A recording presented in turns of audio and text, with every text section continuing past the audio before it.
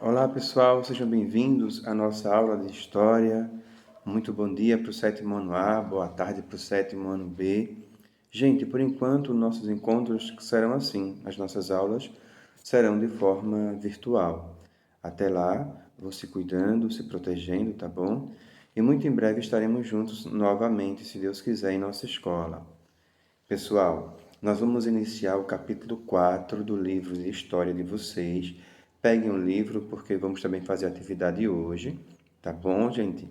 E vamos trabalhar sobre o renascimento cultural e científico, ou científico e cultural. Pessoal, este assunto ele vai ser um assunto que vai marcar o início da Idade Moderna. Na verdade, é um assunto de transição da Idade Média para a Idade Moderna. Na Idade Média, gente, o pensamento ele era teocêntrico. O teocentrismo, lembrando que teos significa Deus. Centrismo, centro. Deus no centro de tudo e de todos.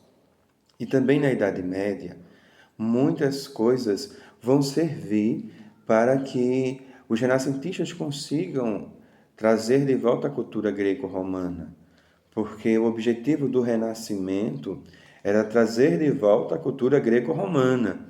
Eu quero lembrar vocês que o Renascimento ele vai surgir na Itália, na Europa, ou seja, a Itália ela é o berço do Renascimento, depois dela vai se espalhar para outros países da Europa, mas a Itália é o grande berço deste Renascimento. E o Renascimento marca essa transição, porque lá na Idade Média era o teocentrismo, era a Igreja Católica como uma grande senhora feudal, era a agricultura como a base econômica. Então, nós pegamos um pensamento medieval onde tudo era baseado no teocentrismo, ou seja, Deus no centro de tudo e de todos, e surge agora um novo momento, uma ruptura. E essa ruptura vai levar à ideia do antropocentrismo, ou seja, no antropocentrismo, o homem passa a ser o grande centro, ou seja, o homem passa a ser o ser pensante da nova modernidade. Agora, alguns pontos eu quero trazer para vocês, por exemplo, quando alguns desses renascentistas, até de uma forma errada, classificavam a Idade Média como a Idade das Trevas. Gente, a Idade Média é um período histórico de 1000 anos. Em 1000 anos, muitas coisas acontecem. Não só coisas ruins, mas também coisas boas. Um exemplo de coisas boas que surgiram, não é, neste período da Idade Média. As primeiras universidades. As primeiras grandes universidades surgem na Idade Média. O que os monges copistas guardam, não é, para o Renascimento. Porque quando os renascentistas começam a estudar e trazer de volta a cultura greco-romana, eles se basearam nos documentos que a igreja tinha, que era feita pelos monges copistas. Então, foi um período também, né, de muita cultura, de muita informação, e que alguns renascentistas classificavam de uma forma errada. Pois bem, nessa transição de Idade Média para o Renascimento, ela vai se dar aos poucos, não é? Século XIII, XIV, XV, XVI é o grande auge do Renascimento, não é? Que acontece na Península Itálica, e este renascimento vem com novas ideias.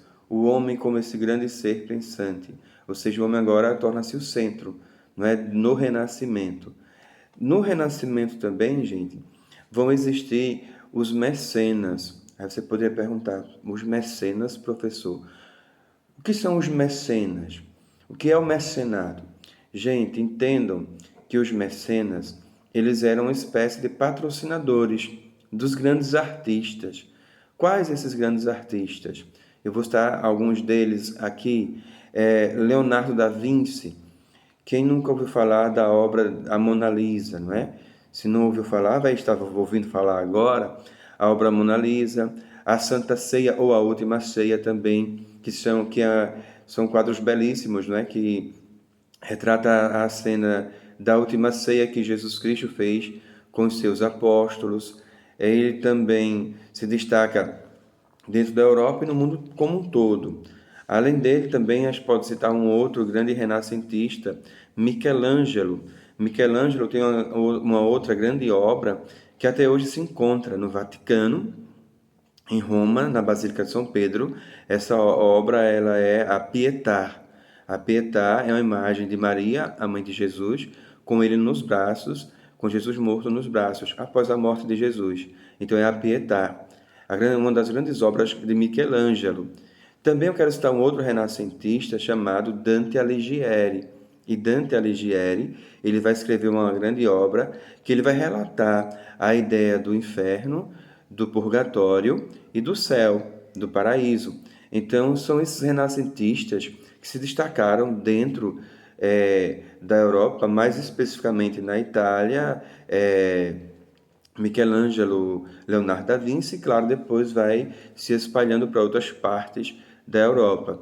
Mas o grande objetivo do Renascimento é trazer de volta a cultura clássica, que é a cultura greco-romana. Tá ok, pessoal? Gente, ó, por hoje é só neste primeiro momento nosso, mas eu quero que, baseado nessa explicação que eu passei para vocês agora, de renascimento cultural e científico, a transição da Idade Média para a Idade Moderna, ou seja, o homem que era teocêntrico e passa a ser antropocêntrico, que tinha Deus no centro de tudo e de todos, e passa agora a ter o homem no Renascimento como grande protagonista da história.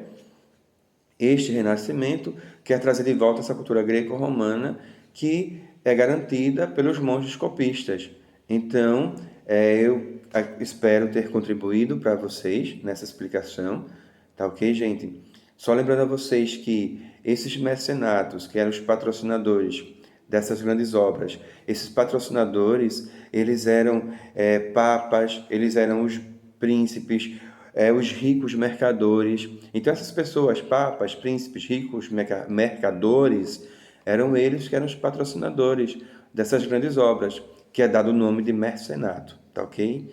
Pessoal, peguem o livro de vocês e façam a atividade da página 78 e da página 79. São 4 questões que vocês têm apenas para fazer. Aí vocês fazem e mandam para mim, tá bom? No mais, pessoal, fiquem com Deus, se protejam, se cuidem e até breve, tá bom? Até a próxima aula.